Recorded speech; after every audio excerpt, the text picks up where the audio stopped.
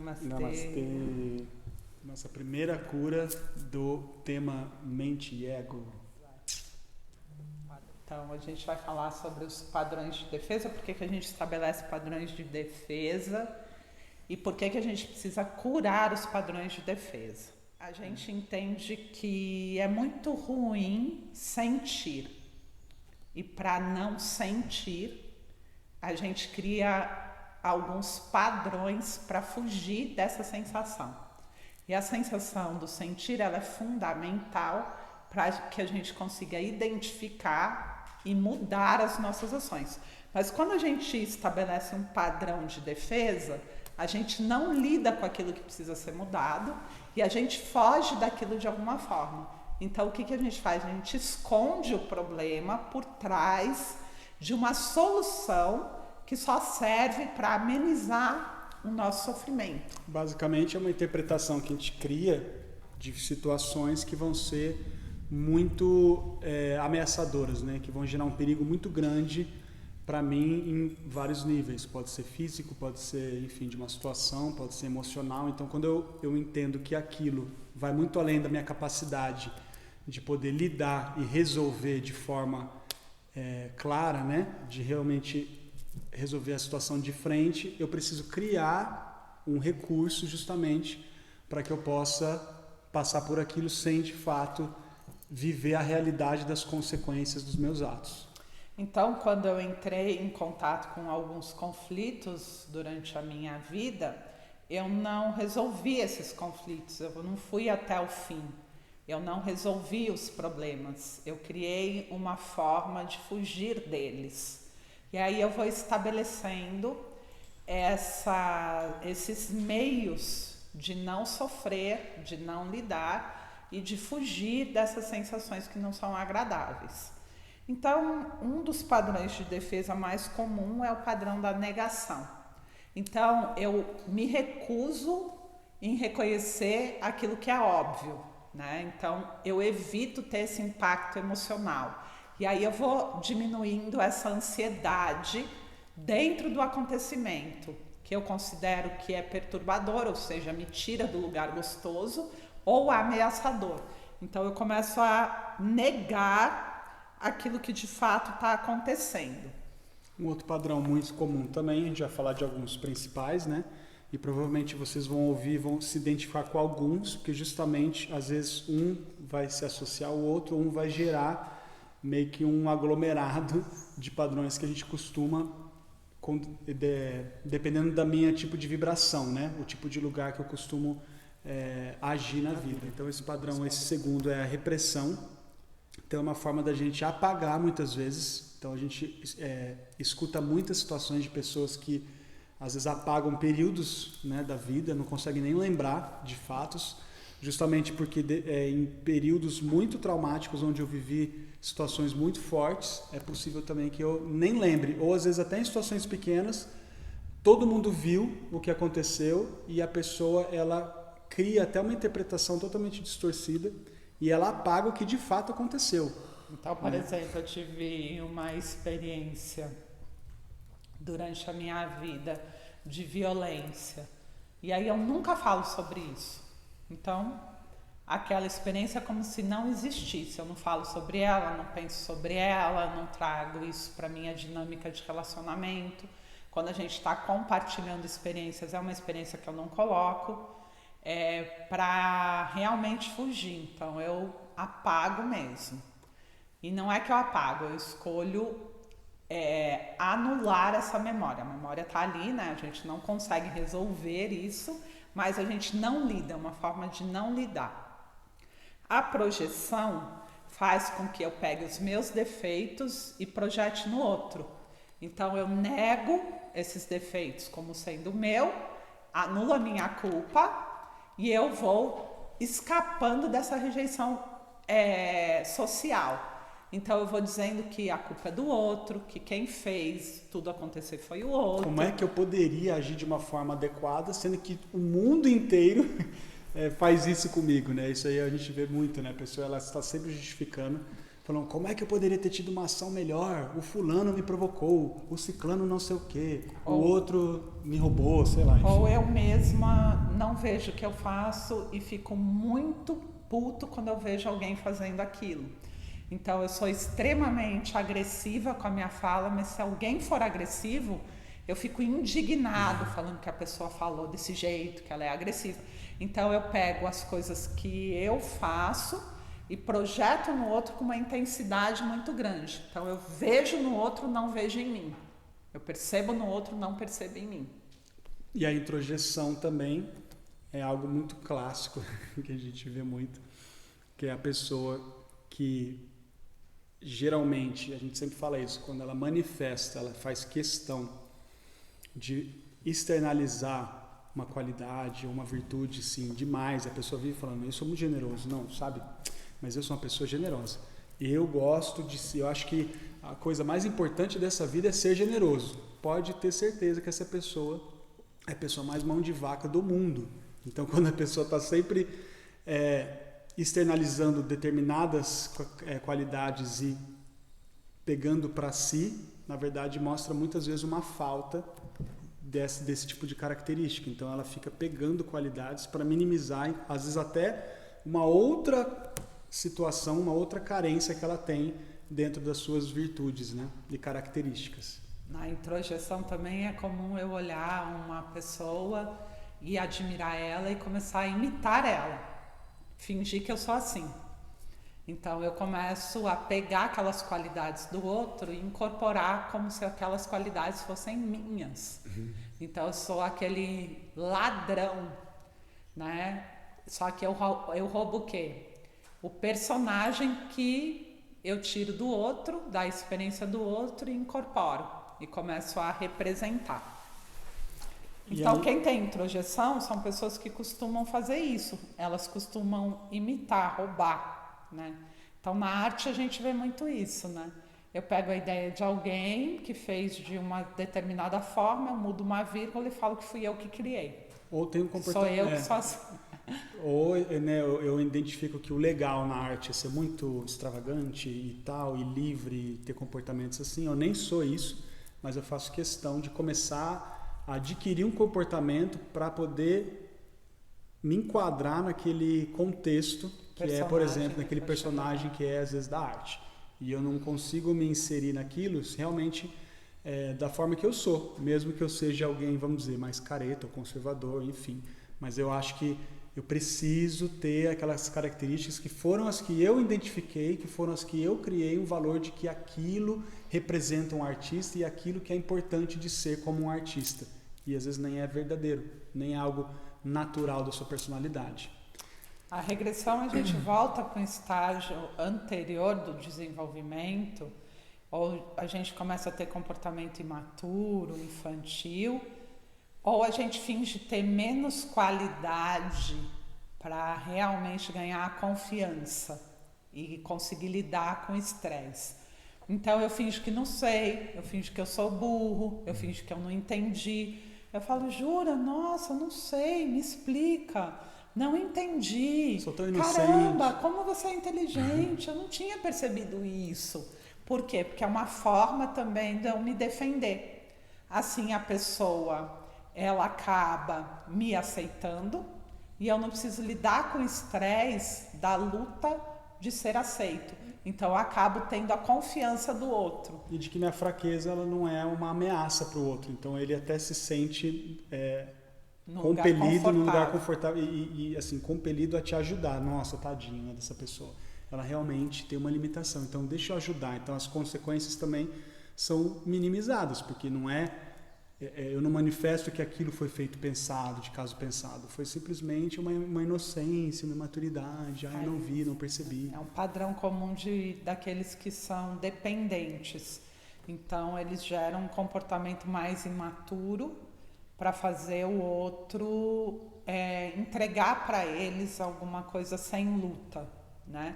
Então eu falo, eu não consigo, eu não sei, eu não tive tanto estudo, eu sou fraca, né? Eu não sou capaz. E aí eu vou fazendo esse processo de regressão. Então é comum um adulto parecer um adolescente, O adolescente parecer uma criança, né? Uma pessoa de meia idade parecer um adulto da primeira fase, da primeira idade. Então, a gente regride para ser mais fácil, para não gerar nenhum incômodo. E assim eu não tenho que administrar o estresse da luta. E aí a gente tem o treinamento reativo, que é aquele tipo de pessoa que com certeza vocês conhecem, que parece que tem uma necessidade de sempre ser o do contra. Então, está tendo um debate, uma discussão, uma situação, e aí a pessoa ela apresentou um argumento, está sendo falado de várias coisas, né, de um assunto, e é aquela pessoa que ela está sempre reativa, ela está sempre tendo um argumento, ela até tem uma inteligência e consegue articular, mas sempre ela precisa ser reativo ao que está sendo falado. E às vezes o assunto foi ela foi reativa a esse assunto. Aí já horas depois o assunto era aquele que ela estava defendendo, aí ela passa a ter outra opinião só para ter uma reatividade, né, para você, como também um sistema de proteção, de defesa, né? Então ela manifesta essas intenções, expressa essas ideias, são opostas. E assim ela entra no lugar que vai mostrando esses valores que são inaceitáveis pelo grupo. Então ela se sente superior, ela se sente única, ela se sente exclusiva. Tem uma personalidade forte. São pessoas que têm padrão de rejeição muito forte. Então elas mesmas se colocam no lugar de serem rejeitadas pela forma como ela expressa suas opiniões, que nem são delas, as opiniões delas são criadas com base numa necessidade de ser do contra. Então ela vai lá e dá uma super argumentação do contra, e ela encontra meios de ser convincente com aquilo. Isso gera bastante irritabilidade nas pessoas, porque estão vendo o padrão de defesa. E aí, então você sempre tem que ter razão, você sempre tem que ser do contra. Mas a pessoa naquele momento vai falar, do contra não, é porque é isso, isso e isso, não é? Não é assim mesmo? Tal. Então ela fica argumentando em cima desses valores que são opostos ao que está sendo dito no momento. A gente tem um deslocamento, né, que é justamente também você muitas vezes se vê numa situação que você não pode confrontar aquele objeto, né, ou aquela pessoa, sei lá, um chefe, ou uma pessoa que ela tem uma autoridade muito maior que a sua, você sabe que você não pode gritar, xingar, enfim, fazer o que você quiser fazer, e você desconta, né, só que você exagera, não é só um descontar, você pega qualquer coisa que não tem a ver com aquele contexto. Geralmente pega uma pessoa mais fraca, e você procura a pessoa mais fraca, né? E você exagera, assim, coloca num nível muito mais alto aquele tipo de frustração ou aquele tipo de sentimento que você teve ao não poder se expressar, ou não conseguir lidar com uma situação, e você despeja tudo em cima do pobre coitado que não é indefeso. É comum nos casais. E não tem como responder. E aí a gente vê esse jogo, né, constante, justamente de um despejo no outro. E também entre pais e filhos. E joga tudo, né? Mas é sempre uma forma muito exagerada, né? A pessoa, ela esqueceu de levar o lixo para fora. Ah, meu Deus, olha lá de novo você. Nunca leva o lixo para fora. Aí vira um caos. Então a gente vê isso demais, é uma descompensação, né? Muito grande, que esconde também aquilo que o outro, que a gente não quer expressar para o outro como uma deficiência nossa. No deslocamento, hoje mesmo a gente ouviu no grupo como os homens terem muita raiva porque estão fazendo algo que não gostariam, porque tem que ser o provedor, porque toda a carga de responsabilidade fica nele. E já para ter essa possibilidade de descontar no outro, ele pede para que esse parceiro faça alguma coisa que o parceiro não vai fazer, ou que o filho faça alguma coisa que ele não vai fazer. Então ele identifica a característica do filho de ser desorganizado. E ele fala, deixa a casa arrumada, que quando eu voltar eu quero ver a casa arrumada. Ele já sabe que esse filho não vai arrumar a casa. ou ele já sabe que essa esposa não vai deixar a casa em ordem. Ele ainda afirma assim, não esquece, hein? Você tá quase comandando o outro. Ele já deixa ali o lugar que ele já sabe que vai chegar e vai gerar esse deslocamento da frustração dele. Como eu não lido com a situação que precisa ser mudada ou curada, que me gera esse desconforto, eu preciso descarregar isso em alguém.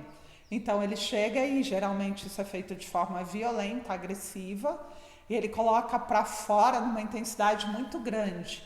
Então, pá, você não arrumou a casa, agora você vai apanhar por isso, né? Então ele acaba sendo violento e extravasando toda aquela raiva que está contida, que ele não está conseguindo dar vazão ou gerar mudanças. E então ele tem que jogar isso em cima de alguém. Isso é o deslocamento. E a gente tem a sublimação, que é algo também que a gente vê muito até no caminho espiritual. Muitas pessoas que usam às vezes uma determinada situação para amenizar atos ou ações, né, que elas não são na verdade socialmente muito aceitas. Então elas já têm um nível de rejeição por um conceito social, e você usa de repente e fala, não, mas isso aqui que eu estou fazendo, ele é espiritual, é uma prática espiritual, então dessa forma não tem problema. Então, dessa forma às vezes é a mesma coisa, porque assim, a gente deu esse exemplo porque tem as práticas sérias, mas tem muita gente que usa aquilo como argumento para fazer a prática da mesma forma que seria uma prática, enfim, nada a ver com espiritualidade, mas ela coloca uma qualidade para poder amenizar e não sofrer as consequências daquilo que ela está fazendo de fato. Então a gente pode dar vários exemplos disso, né? Para ficar mais claro. Então eu posso ter a intenção de ter uma experiência sexual e não querer contratar uma prostituta, mas eu posso contratar uma massagista tailandesa. Sei lá, a gente vê todo um esquema para a gente não lidar com a situação daquilo que não é aceito. Então, eu fui por uma mesma experiência, vou satisfazer o mesmo desejo, mas eu vou criar uma roupagem diferente para isso. Até com uma mesma motivação, né? Na verdade, a motivação é a mesma, mas eu não lido com o fato de que eu não quero fazer aquilo da forma que eu mesmo marginalizei. Eu não quero ter culpa, eu não quero me sentir errado, então eu vou para um caminho que é aceito, né? E aí a gente tem várias situações assim. Eu justifico, por exemplo, que eu não estou traindo numa relação, porque agora estou numa relação que é uma relação de poliamor. Mas, na verdade, o que eu estou buscando é ter a liberdade de poder sair com várias pessoas sem ter problemas e me sentir culpado. Claro que não é todo mundo, mas tem uma parcela de pessoas que usam esses padrões para não se sentir mal com aquelas ações que não são aceitas pela sociedade. Usa, né? Maqueia, né? Pega uma coisa que existe justamente para disfarçar aquilo que de fato eu estou fazendo. A sociedade, ela só aceita a monogamia. E aí, o que eu faço? Eu tenho que criar uma forma alternativa de viver isso sem me sentir culpado, sem ser julgado, né? Sem ser punido, tal. Então, basicamente é isso. Tem pessoas que entendem bem o princípio do poliamor e realmente vão seguir um caminho totalmente alinhado, mas existem pessoas que não, só estão buscando isso como um recurso, como um padrão de defesa, uma fuga.